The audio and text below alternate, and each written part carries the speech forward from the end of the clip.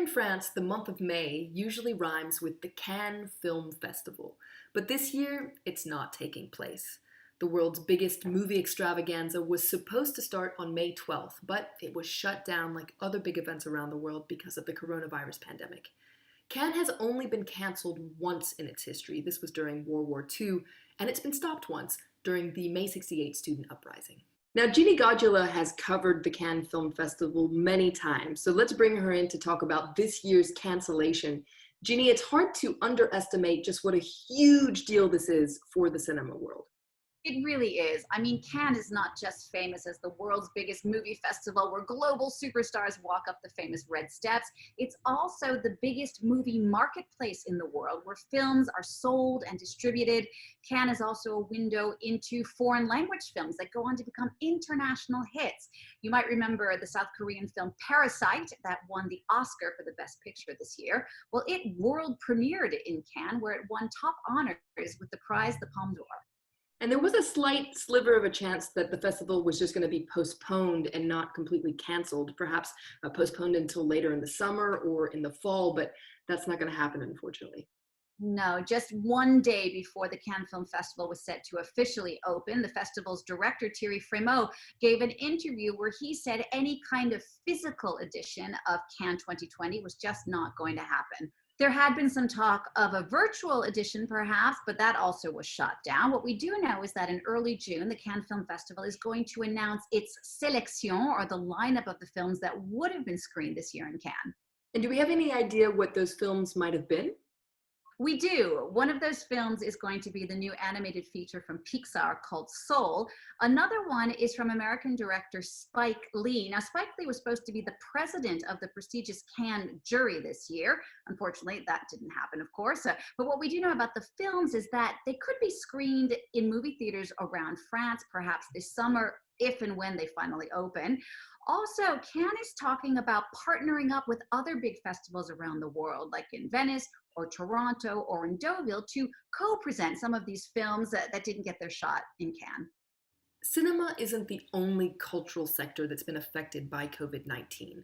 Music, theater, museums, the cultural industry in general has really had the rug pulled out from under it, which is problematic not just for artistic reasons, but also because it represents a crucial part of the French economy. France's cultural sector certainly is very dynamic and creates a lot of jobs. 675,000 people work in the cultural industry, and when you add it all up, cultural activity brings in over 91 billion euros in revenue each year, representing 2.3% of French GDP. That's more than the prized automobile and luxury sectors. There's a lot of uncertainty about just what's going to happen to the French cultural industry. For example, it's still not sure when things like museums, theaters, concert halls are even going to be able to be open with all of the social distancing. Not to mention that so many festivals have been canceled as well, like the famous theater festival, the Avignon Theater Festival, as well as France's biggest music festival, Les Vieilles Charrues, Hellfest, Solidays, Rock en Seine here in Paris. The list goes on. And for French musicians, it's a tricky situation. Many of them have had to cancel tours and concerts, sometimes for the foreseeable future. And I spoke about this with the French electronic musician Fakir. This was when he was still confined in his apartment in Paris.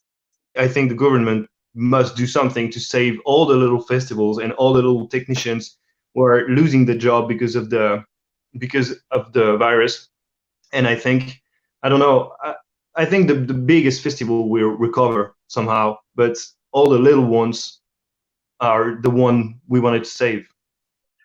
Many artists have been calling on the government to come to the rescue. Earlier during the lockdown, several hundred people signed an open letter, including French film icons like Catherine Deneuve, Isabelle Huppert, Luc Besson. They said that culture had been forgotten or abandoned during confinement, and saying how ironic it was because during that time, so many people at home were reading books, watching movies, listening to music.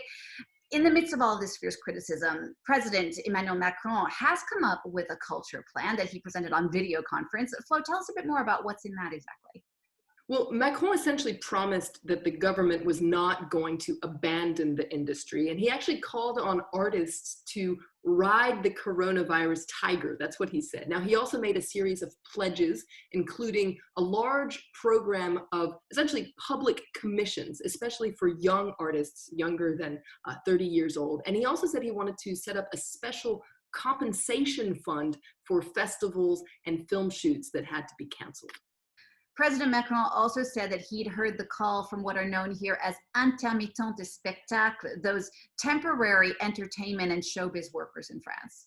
So, intermittents du spectacle, which include a whole variety of artists like directors, actors, musicians, technicians, well, they benefit from a very specific unemployment benefit fund that essentially pays them when they're not working. But to qualify for this special fund, you have to clock in a certain number of hours, which they simply cannot do right now because all these cultural activities and festivals, etc., have been canceled. So Macron essentially said that this special unemployment benefit fund would be extended until the end of August 2021. So essentially, he's preserving their livelihood right now, but of course, many people say that it could take several years before France's prized cultural industry bounces back completely. Your needs are changing, and so is France24.com.